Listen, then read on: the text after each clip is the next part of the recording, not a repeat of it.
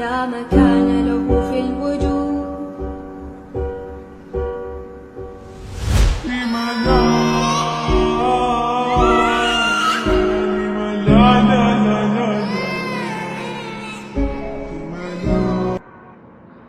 আসসালামু আলাইকুম। দেশ ও দেশে থাকা সকল ভাই ও বোনেরা, বর্তমান বাংলাদেশের অবস্থা কিন্তু খুবই খারাপ। শেখ হাসিনার আমলের থেকেও বর্তমান খুবই খারাপ। আমি কোনো রাজনৈতিক দল বা কোনো রাজনৈতিক অঙ্গ সংগঠনের লোক না। আমি বাংলাদেশের কোনো রাজনৈতিক পছন্দ করি না এবং রাজনৈতিক কোনো দলকে আমি পছন্দ করি না। আপনারা যে ভিডিওটি দেখতেছেন, এখানে কোনো সার্কাস খেলা হচ্ছে না। একজন বৃদ্ধ মহিলাকে তার ছেলের বয়সী লোক মারপিট করতেছে, আর আমাদের চারিপাশের জনগণ সেখানে তামাশা দেখতেছে। এখানে সাপ খেলা অনুষ্ঠান হচ্ছে। আজকে কিছু উচিত কথা বলতাম, যদি কোনো রাষ্ট্রীয় রাজনৈতিক দলের কোনো অঙ্গ সংগঠনের লোকের যদি গায়ে বাঁধে, দয়া করে এড়িয়ে যাবেন। আর যদি গায়ে নেন, তাতে কোনো কিছু যায় আসে না। আজকে এই পরিস্থিতির কারণে রাষ্ট্রীয় সরকার দায়ী, রাষ্ট্রীয় জনগণ দায়ী এবং রাষ্ট্র দায়ী। কেন আজকে মানুষের কর্মসংস্থান নাই? মানুষ চুরি করতেছে।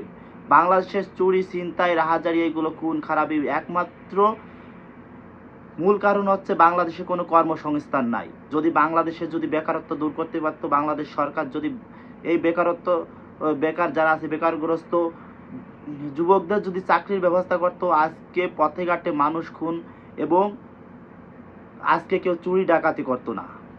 মানুষ যখন অভাবে পড়ে, অভাবের জন্য, পেটের জন্য সব কিছু করতে পারে, এটা মনে রাখতে হবে। এই মা হয়তো পেটের দায়ে কিছু করেছে, মাকে দেখে বোঝা যাচ্ছে না যে এই বৃদ্ধ মহিলা চুরি করতে এসেছে। কোনো পারিবারিক একটা ব্যবসা নয়, হয়তো যে কোনো পেটের দায়ে যে কোনো কিছু করেছে, যার কারণে এরকম জনসমক্ষে একটা বৃদ্ধ মহিলাকে তার ছেলের বয়সী লোক মারতেছে। ভিডিওটি আমি অনেক দিন আগে ডাউনলোড করে রেখেছিলাম, আজকে আপনাদের মাঝে শেয়ার করলাম। ভিডিওটি আমি সোশ্যাল মিডিয়া থেকে নামিয়েছিলাম। আমার কাছে খুবই খারাপ লেগেছিল তখন। আমি এই বৃদ্ধ মায়ের পরিচয় জানার জন্য আমি এমন কিছু করি নাই, কিন্তু আমি এখনো পরিচয় পাই নাই। যদি কোনো হৃদয়বান, সহৃদয়বান ব্যক্তি যদি এই বৃদ্ধ মহিলার, এই মায়ের যদি সন্ধান পান, অবশ্যই আমাকে জানাবেন।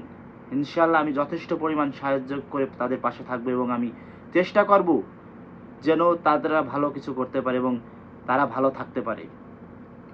দেখেন, আজকে বাংলাদেশে বেকারত্ব থাকার কারণে যুবকরা চুরি ডাকাতি সব কিছু বেছে নিচ্ছে। একজন যুবক যখন বেকার থাকে, তখন তাকে পারিবারিক থেকে মানসিক চাপ দেওয়া হয়। তখন সেই যুবকটা হয়তো খারাপ পথে যাবে এবং না হলে দেশ ছেড়ে বিদেশে আসবে। আর যাই যুবকদের টাকা নাই পকেটে, তারা কি করবে?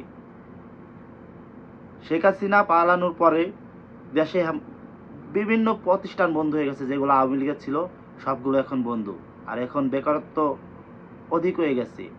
ডক্টর ইউনূস এসে এই বেকারত্বদের জন্য কোনো কাজ করে নাই। যাই হোক, আপনারা যারা আছেন অবশ্যই প্রতিবাদ করবেন। দেশে কর্মসংস্থানের ব্যবস্থা না করলে দেশে যেরকম খুন খারাপি, ছিনতাই, রাহাজারি আছে, আরও প্রচুর হবে। সকলে ভিডিওটি শেয়ার দিবেন। আর আমরা প্রবাসী যারা আছি, আমাদের কোনো সুযোগ সুবিধা নিয়ে কোনো বাংলাদেশ সরকার সহ বাংলাদেশের কোনো উপদেষ্টা মণ্ডলী আলোচনা করি নাই এবং কোনো সুযোগ সুবিধা দিচ্ছে না প্রবাসীদের। সকল প্রবাসীদের জন্য শুভকামনা এবং ভালোবাসা থাকবে।